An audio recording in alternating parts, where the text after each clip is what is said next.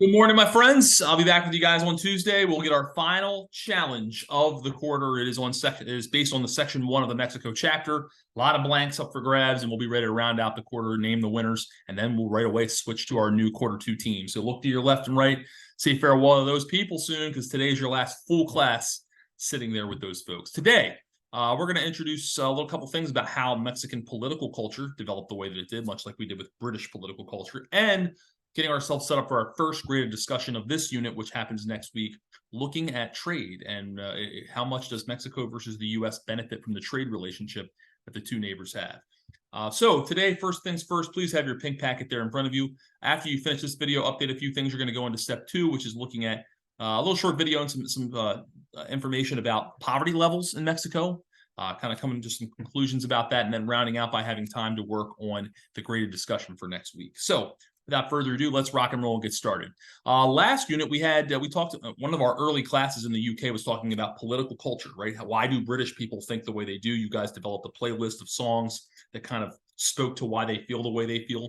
And we did that through looking at various events of what shaped the British political mind, things like the Industrial Revolution and World War II and the Thatcher and monetarism, the new labor movement, and of course the terrorist attacks on 7/7 and 9/11. So we're going to start similarly with that with Mexico today and comparing it to the UK. And if you remember, we had this term here, collectivism, when we talked about the United Kingdom. And remember that dealt with after World War II, when the nation was devastated by war. And so the states started basically saying, we're going to take over the healthcare industry, we're going to take over the education, we're going to pay for all these things, create all these social welfare programs, so that nobody gets too rich, nobody gets too poor.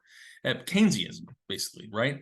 And then by the 70s and 80s, because the economy stopped growing, Margaret Thatcher and the Conservative Party started focusing more on neoliberal methods, privatizing, deregulating, opening up for globalization, and it kind of reshaped the British economy into where it is today. So we're going to kind of, with that in mind, look at how the Mexican economy is very, very similar. So let's start here. Where you have some space somewhere in your pink packet, it's not a vocab term, but an important concept that you're going to read about in the chapter. Let's start here. Mexico as a state, really in its modern form, begins after the revolution in 1910. Right? Mexico, a colony of the Spanish. The revolution in Mexico was caused by many things, but none bigger than these two reasons. Catholic Church domination, the persecution of Protestants, and for anybody who didn't fit the Catholic mold, and then also the fact that the Spanish owned the land and exploited it. So Mexican people were forced to work the land, mostly in agriculture, but didn't reap any of the benefits from their work because the land was all owned by foreign companies and foreign leaders. So these two things really were the sparks that led to the Mexican Revolution. And so ultimately, afterwards, the constitution that Mexico writes, there's a difference. Mexico actually has a written constitution. The UK didn't have one of those. You'll read about this on page 201 in the chapter. When the Constitution is finally ratified in Mexico in 1917, which is still the Constitution in place in Mexico, they emphasize several things. One, that they will be a federal system. There's a difference with the UK also. The UK was unitary. Mexico, like the United States, is federal, meaning that the Constitution says that it has a national government, which meets in Mexico City, but it also has state and provincial governments that make laws that affect those territories. That's not the same as devolution, because with devolution, the House of Commons can take back that authority from Scotland, Northern Ireland at any time. The Mexican national government cannot take away the right or the authority of state and local governments in Mexico. That word there, I circled it, secular, separation of church and state. Because of the Catholic Church's control over Mexico, the Constitution says very clearly that they will have a free public education system that is secular, that does not push religious thought on its people. Certainly, Mexico has private schools, just like America does, but the public education system is supposed to be secular.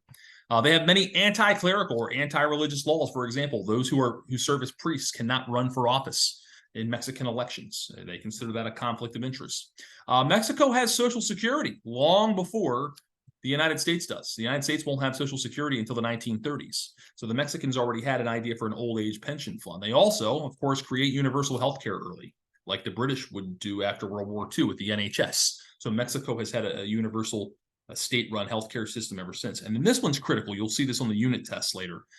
Because of the influence of foreign governments like the Spanish, the Mexican Constitution also includes something called the Subsoil Rights Clause, which basically prohibits foreigners from buying land in Mexico. Now, they've obviously relaxed it in the 90s and modern day for foreign companies to attract more foreign investment. But at the end of the day, foreign corporations need to get state approval before they can purchase the land in Mexico. That's the subsort trying to keep foreigners out because of a long history of being, persecuted through colonization. So these are all some critical components to understand about Mexico, to understand about the thinking in Mexico and the political culture that's existed there for over a century. So with that in mind, let's think about the Mexicans earn their independence. They put a constitution together, and now they have to decide how they're going to orchestrate and run their economy. And so in the early years, I'm talking the 1920s, 30s, 40s, 50s, as they're trying to figure out how to build an economy, the policy that the state took on at that time was a policy known as import substitution industrialization. That's a mouthful. Economists just refer to it as ISI. It's one of the terms, again, in your pink packet. And here's the three things that you really want to know about ISI and have into your pink packet. One of them is this. The idea of import substitution is that you're going to try to import as few things as you possibly can. You're going to try to produce as many things as your people need: shoes, clothes, food, etc., in your own borders. It creates jobs that way, and it saves you from having to spend money and give money to other countries to make it. So the idea is we're going to try to boom our industrial sector and make as many things here as we can. The second bullet point of ISI is that we are going to import, but we're only going to import the technology and the machines that we need to produce stuff. So rather than importing shoes, we're going to import the machines that help us make shoes, but we're going to make the shoes here. And then the third and final part of ISI is finding a very important resource that you're going to export. And so you're not importing as much, but you're exporting a ton. And in Mexico, there's no more precious resource than petroleum. And Mexico is one of the world's leaders in oil exportation. It is the biggest driver of revenue for the Mexican government. And so these three things, along with the idea that they're very much a protectionist economy, which means high tariffs, make it so that people only want to buy Mexican goods and don't want to buy foreign-made products. So it is a protectionist philosophy. It is an anti-global philosophy, right? It's much more Keynesian and not neoliberal in terms of Mexico's early decades of economic rule. So pause the video there to get the ideas of ISI that you need, and then please pick up with this once you've been able to do that. So let's talk about where ISI was great and where it eventually needed to be changed a little bit. And really that divider line comes really right about here. So everything 1970 and pre-1970 is ISI years. Notice that what happens. ISI was not a failure initially. As the country industrialized more and produced more, life expectancy went up and mortality rates started to go down. More access to free public education caused illiteracy rates to go down. And because they're industrializing, they're becoming more urbanized. More people are living in urban areas, which means less people are involved in the agricultural sector. Still a very high number by 1970, nearly half the population, but going down. And because of that, better quality of life, HDI goes up, population goes up. So ISI for a number of decades was effective. It was working. But with that in mind, you have to think to yourself, what will be the long-term effects of charging very high tariffs and the government spending so much on government subsidies? Well, at the end of the day, a lot of government spending is going to drain resources. And if you have very, very, very high tariffs, other countries don't want to trade with you. You're not trading with other countries, which means the quality of the goods are going to start to dwindle, right? If I don't have very much competition from foreign companies, I get a little lazy with producing my stuff. And so here's basically what happens. Mexico certainly becomes a huge oil exporter during the years of ISI, but that means you're also now almost completely dependent on oil, and the prices of oil and the demand for oil fluctuates over the course of time. And so in the 80s, the prices of oil dropped. That's because more countries had access to oil. More countries were drilling. OPEC became a thing, which kind of controlled oil prices even more so. And then from years of not really having any competition, there was inefficiencies in production. Factories in Mexico didn't care as much about safety standards or making good quality products. After a while, they find cheap ways to lay people off and not hire as many people. And the costs for the government were way too high. They're pumping out way too much money in subsidies. The bottom line is the economy was becoming very inefficient and it wasn't growing, much like the UK's in the 70s and 80s when Thatcher came in. The economy wasn't really growing anymore. And so the Mexican government had to kind of abandon ISI and embrace globalization. Let's lower the tariffs. Let's deregulate. Let's do a bunch of these different things. So here's basically what essentially happened. The government said, we're tired of giving out all these subsidies. We're going to open up things with more free and open trade. And we're going to only give out contracts to large farms and large landowners. All the little small landowners, you're on your own. We're privatizing now. We're going Wild West. And so here's basically what's happened. Mexico became so now kind of 180 reliant on foreign products and giving out less subsidies than they used to. And so what you're left with is a country totally focused on industrialization and globalization. And so people who had worked on a farm for years and years and years and had gotten good contracts from the government no longer had it. And those people became what we now call the informal sector of the economy. And when we say informal sector, we're talking about those folks that you see so many times in popular images in parts of Latin America who are selling food off of the stand on the side of the street corner, selling shoes, shirts, hats.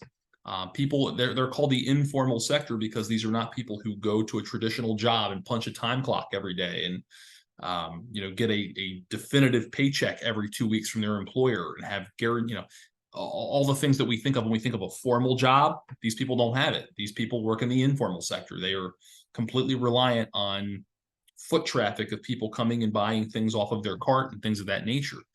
When you have a large informal sector of your economy, you tend to have very high rates of poverty, which is what you're going to see in part 2 of the module today. So we see a lot of that going on. And so by the 1990s, Mexico was more than happy to sign off on NAFTA, the North American Free Trade Agreement, which essentially eliminated all tariffs between the United States, Mexico, and Canada. The idea was goods and people were going to start to move freely. The law was going to take effect at the beginning of 1994. There were certainly some groups who did not like this very much. We'll talk about the Zapatista uprising later. But the idea was that the Mexican government was going to have more access to American products, which were seen to be in some cases more superior, and they were going to get them at cheap rates, and that it would also encourage Mexican factories and producers to work harder. You have to compete with America now, so you better work harder, you better produce better. And so what we start to see is this huge influx of factories that spring up at the northern Mexican, close to the U.S.-Mexican border. Those factories, which we saw in the first challenge, are known as maquiladoras. Maquiladoras are factories that are typically along the U.S.-Mexican border that assemble and manufacture products and do it basically duty or tariff-free. And so these maquiladoras are tremendous employers for people all over Mexico. There are maquiladoras that produce clothing and vehicles and you name it. We talked about the Hershey's factory that exists there, air conditioning factories, just massive amounts of jobs there, which is why the bulk of the population and where the wealth is in Mexico is in the north, because this is where most industry is and where your best opportunity to make money is. Comparative to the south in Mexico, which we'll talk about more next class, and you'll see it in part 2, where it's still very, very rural, very, very impoverished. So as we make our way later today to looking at our greater discussion next week, which is who's making out better under the current trade deals and trade agreements, taking a look at some recent data. This was just extracted from a single year in 2018. You can see the amount of U.S. exports to Mexico versus how much the United States imported from Mexico. So in that single year, the United States certainly were the ones who ran a trade deficit in that particular year. So what exactly is being traded between these? I mentioned some of these a little bit ago. The biggest thing that's actually traded between the United States and Mexico is vehicles, without question. And then a big chunk of that is also oil. The United States does import quite a bit of oil from Mexico. We are one of their best customers. But the automobile industry is a tremendous portion of the commerce that exists between the United States and Mexico in recent years. You can see some of the other things certainly that exist there. But with that in mind, we're going to kind of jump this in a second. Keep this in mind because that was for a single year of data, but a lot has changed. NAFTA no longer is in existence. President Trump, during his administration, kind of ripped up that agreement and renegotiated a new agreement. And so you want to be looking at that as you go through the databases today. And, is 2018 reminiscent of the way this has been is still going today? Or is this trade imbalance perhaps narrowing a bit, or maybe even reversing in some cases? So these are some of the things we're going to think about as we move forward in today's lesson. So take care, guys. Go ahead and go to step 2. There is an excerpt from a little documentary, very, very powerful, about why so many people leave Mexico to come to the United States. And then we'll tie this all together by prepping for our discussion next week. So take care, guys, and have a fantastic weekend. Enjoy your Friday off.